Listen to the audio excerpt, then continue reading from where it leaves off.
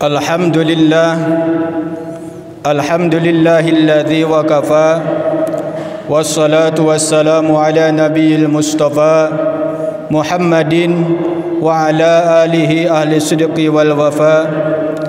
Ashhadu an la ilaha illallah wa ashhadu anna Muhammadan abduhu wa rasuluh. Allahumma salli wa sallim wa barik ala Muhammadin wa ala alihi wa sahbihi ajma'in. Amma ba'du, faya ayuhan nas ittaqullaha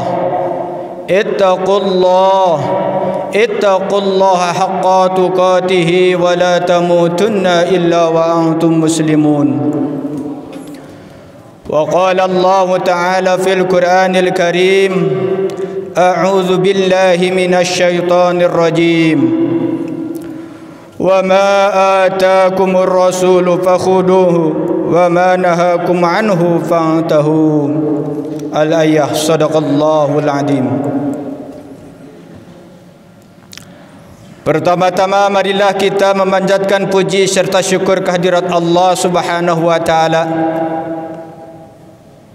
atas karunia dan iradahnya lah, atas kenikmatan yang diberikan oleh Allah kepada kita semua. Alhamdulillah, pada saat ini kita bisa melaksanakan tugas dan kewajiban kita selaku hamba Allah. Pada khususnya kita hari ini melaksanakan ibadah Jumat. Untuk itu mudah-mudahan ibadah Jumat kali ini, ibadat Jumat yang telah kita laksanakan dan juga ibadah Jumat yang akan, minggu-minggu yang akan kita laksanakan, mudah-mudahan ibadah kita dicatat oleh Allah Subhanahu wa taala merupakan amal soleh bagi kita semua, untuk bekal kita ketika kita hidup di dunia dan juga bekal kita manakala kita nanti menghadap kehadirat Allah Subhanahu wa taala, manakala kita dipinta pertanggungjawaban oleh Allah Subhanahu wa taala ketika kita hidup di dunia. Salawat serta salam marilah kita sampaikan kepada junjungan kita Nabi besar Muhammad sallallahu alaihi wasallam, yang telah membawa umat manusia dari alam jahiliyah kepada alam Islamiyah, dari alam jahiliyah kepada alam ilmiah, sehingga dengan tuntunannya, dengan petunjuknya kita bisa memahami, kita bisa mengetahui mana hak dan yang batil, sehingga kita pada saat ini bisa melaksanakan tugas dan kewajiban dari Allah Subhanahu wa taala. Juga tidak lupa kepada para sahabatnya, pada keluarganya, kepada para sahabatnya, para tabi'in, dan mudah-mudahan kita semua yang berkumpul pada saat ini di Masjid Iqamah yang melaksanakan Jumat kali ini, mudah-mudahan kita yang senantiasa berdoa kepada Allah Subhanahu wa taala agar kita semua termasuk umat Rasulullah sallallahu alaihi wasallam. Amin ya Allah ya rabbal alamin. Hadirin ahli jamaah rahimakumullah, khatib wasiat bitaqwa, khatib mengajak, khususnya diri khatib, umumnya hadirin ahli jamaah rahimakumullah, marilah kita tingkatkan iman, keimanan dan ketakwaan kita kepada Allah Subhanahu wa taala. Karena dengan keimanan dan ketakwaan itu kita akan mendapatkan keselamatan, kita akan mendapatkan keuntungan, kita akan mendapatkan keberkahan fid dunya wal akhirah. Dalam wasiat bitaqwa ini, dalam waktu yang singkat, khatib akan menyampaikan ayat Al-Quran yang mudah-mudahan memberikan motivasi dan juga memberikan evaluasi bagi diri kita manakala kita melaksanakan tugas dan kewajiban kita dari Allah Subhanahu wa taala. Hadirin ahli jamaah rahimakumullah, dikisahkan pada suatu hari Rasulullah sallallahu alaihi wasallam sedang berkumpul dengan para sahabatnya. Rasul memandang satu persatu para sahabatnya. Setelah itu Rasulullah sallallahu alaihi wasallam bertanya kepada para sahabat, "Hei sahabatku, para sahabatku, tahukah kamu siapakah hamba Allah yang paling mulia?" Dengan pertanyaan tersebut, para sahabat sementara diam sejenak. Namun tiba-tiba ada sahabat yang menjawab, "Ya Rasulullah, yang hamba Allah yang paling mulia itu adalah malaikat." Jawab Rasulullah, "Memang malaikat itu adalah hamba yang mulia, karena dia dekat dengan Allah, setiap saat bertasbih kepada Allah, dan senantiasa para malaikat itu melaksanakan dan tidak pernah maksiat kepada Allah, selalu melaksanakan apa yang diperintahkan oleh Allah." Bukan itu yang aku maksud para sahabat. Kemudian para sahabat diam lagi, dan tiba-tiba ada yang menjawab, "Ya Rasulullah, hamba Allah yang paling mulia itu adalah para nabi dan rasul." Kata Rasulullah, "Memang betul nabi dan rasul itu adalah hamba Allah yang paling mulia. Kenapa?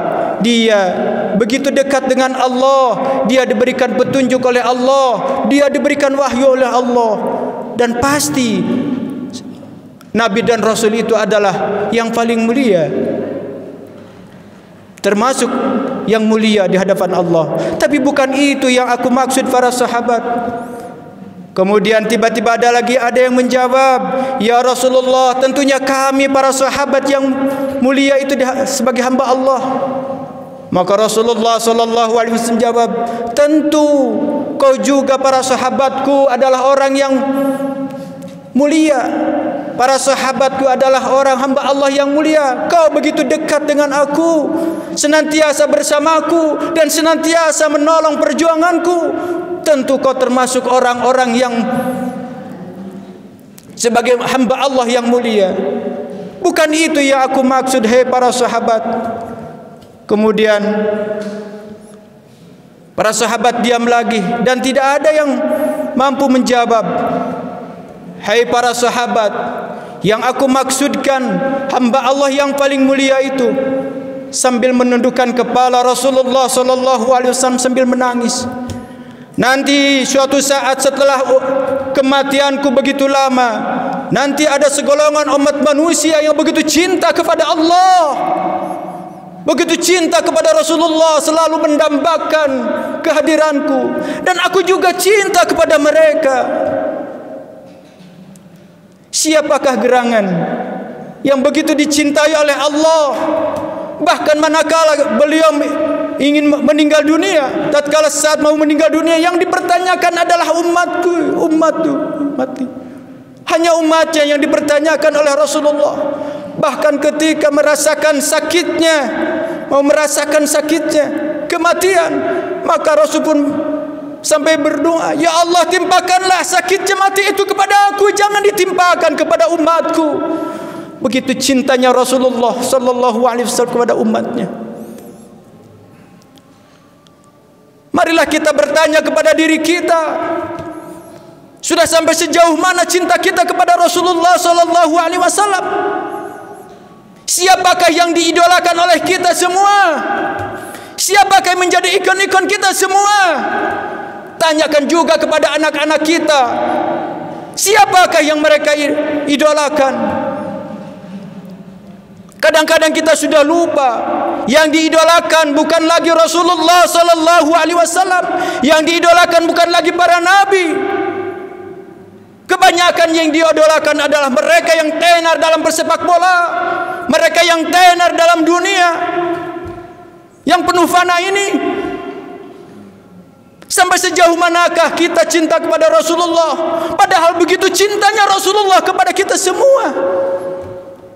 Mari kita untuk mengevaluasi diri kita, sampai sejauh mana cinta kita kepada Rasulullah. Memang saat ini setiap tahun pada bulan Rabiul Awal kita selalu melaksanakan peringatan Maulid Nabi Muhammad sallallahu alaihi wasallam sebagai bukti cinta kepada Allah, kepada Rasulullah sallallahu alaihi wasallam. Tapi itu tidak cukup hanya memperingati. Itu tidak cukup hanya memperingati. Sebagai bukti cinta kepada Allah dan Rasulnya, sebagai bukti cinta kita kepada Rasulullah SAW, apa yang mesti kita lakukan? Tiada lain. Di dalam surat Al-Hasr ayat 7, Allah Subhanahu wa taala berfirman di dalam Al-Qur'an, "Wa ma ataakumur rasulu fakhuduhu wa ma nahakum anhu fantahu." Sebagai bukti cinta kita kepada Allah dan Rasulnya, laksanakan apa yang diperintahkan oleh Allah dan Rasulnya. Jauhi apa yang dilarang oleh Allah dan Rasulnya. Apa yang dilarang dan apa yang diperintahkan sudah termaktub dalam warisan Rasulullah sallallahu alaihi wasallam. Rasulullah sallallahu alaihi wasallam meninggalkan kita semua tidak mewariskan harta benda,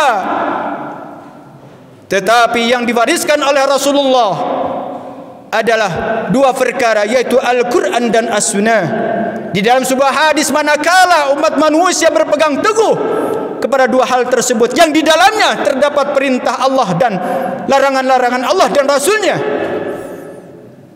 dijamin umat manusia semuanya tidak akan sesat. Umat manusia berada dalam keridhaan Allah Subhanahu wa taala. Yang kedua, saking cintanya Rasulullah kepada kita, maka Rasulullah diutus kepada umat manusia terutama adalah untuk menyempurnakan akhlak. Rasulullah berusaha agar akhlak umatnya adalah akhlakul yang baik. Rasulullah telah mengajarkan, Rasulullah telah mencontohkan, memberikan contoh bagaimana perilaku-perilaku akhlakul karimah bagi kita. Mari kita mengevaluasi diri kita. Apakah akhlak kita sudah baik atau belum? Ataupun bertanya, bagaimana cara agar akhlak kita memiliki akhlak yang baik? Yang paling utama agar kita memiliki akhlak yang baik adalah kita harus berusaha memperbaiki ibadah kita. Insya Allah dengan ibadah yang sesuai dengan tuntunan Allah dan Rasulnya, ibadah yang dilaksanakan dengan baik dan khusyuk, ikhlas karena Allah, maka akan berpengaruh terhadap perilaku kita dalam kehidupan sehari-hari. Contohnya apa? Jangan jauh-jauh yang senantiasa kita laksanakan. Sehari semalam yang wajibnya 5 kali, ditambah lagi yang sunahnya, yaitu ibadah sholat. Mari perbaiki ibadah sholat kita. Kenapa? Mari evaluasi diri kita. Bagaimana sikap dan perilaku diri kita dalam kehidupan sehari-hari? Bagaimana mata dipergunakan? Banyak dipergunakan maksiat atau melakukan kebaikan mata kita? Mulut kita banyak dipergunakan untuk zikir kepada Allah, untuk mengingat kepada Allah, atau mulut kita dipergunakan untuk mencaci maki orang lain, memfitnah orang lain, mengadu domba orang lain, membicarakan orang lain, keaiban-keaiban orang lain? Sampai di mana telinga kita mendengarkan hal-hal yang baik sesuai dengan tuntunan Rasulullah? Mana yang kita perdengarkan tiap hari? Apakah bacaan Al-Quran atau nyanyian-nyanyian yang penuh dengan nafsu syahwat? Sampai di manakah tangan kita dibawa kepada jalan Allah? Atau mungkin tangan kita selalu mengambil sesuatu yang dilarangkan, yang dilarang oleh Allah dan Rasulnya? Kaki kita lebih banyak dipergunakan untuk berjalan ke mana? Atau bukan berjalan sering ke masjid untuk melaksanakan ibadah kepada Allah? Atau banyaknya kaki kita dipergunakan ke tempat maksiat? Perut kita diisi dengan barang yang halal atau barang yang haram? Mana yang lebih banyak? Yang halalkah, yang haramkah? Kalau semua itu ternyata dengan sholat belum mampu kita, tanha anil fahsya'i wal munkar, belum mampu mencegah perbuatan dan keji dan munkar, berarti kita akhlak kita belum baik, maka sholat kita dipertanyakan. Salat kita dipertanyakan. Untuk itu, untuk memperbaiki akhlak kita, mari kita perbaiki salat kita. Itu baru salat. Orang yang pernah melaksanakan haji misalnya, sudahkah rapas, pusuk dan jidal itu ditinggalkan? Atau mungkin setelah ibadah haji kembali ke tanah air, kembali ke rumah, rapas, pusuk dan jidal masih tetap dilaksanakan? Tentunya hal ini adalah sebagai akibat manakala semua itu belum ada perubahan-perubahan ke arah yang baik dalam diri kita, maka sekali lagi ibadah kita dipertanyakan. Untuk itu sekali lagi kesimpulannya, untuk sebagai bukti cinta kita kepada Allah dan Rasulnya, marilah kita laksanakan apa yang diperintahkan oleh Allah dan Rasulnya. Yang kedua, untuk memperbaiki akhlak kita agar sesuai dengan tuntunan Allah dan Rasulnya, sesuai dengan kehendak Allah dan Rasulnya, mari kita perbaiki ibadah kita. Mudah-mudahan insya-Allah dengan ibadah yang sesuai dengan tuntunan Rasulullah diterima oleh Allah Subhanahu wa taala, bernilai di hadapan Allah Subhanahu wa taala, itu akan berdampak terhadap diri kita sehingga diri kita akan lebih baik. Barakallahu wa lakum bil Qur'anil Karim wa nafa'ani wa iyyakum bil ayati wa dzikril hakim wa taqabbal minni wa minkum tilawatahu innahu huwal ghafurur rahim.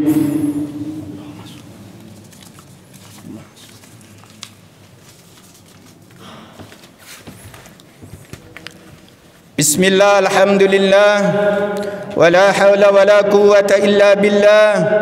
Ashhadu an la ilaha illallah wahdahu la syarika lah, wa ashhadu anna Muhammadan abduhu wa rasuluhu man la nabiyya ba'dah.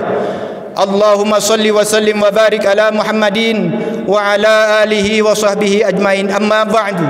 Fa ya ayyuhan nas, ittaqullah ittaqullaha haqqa tuqatih wa la tamutunna illa wa antum muslimun.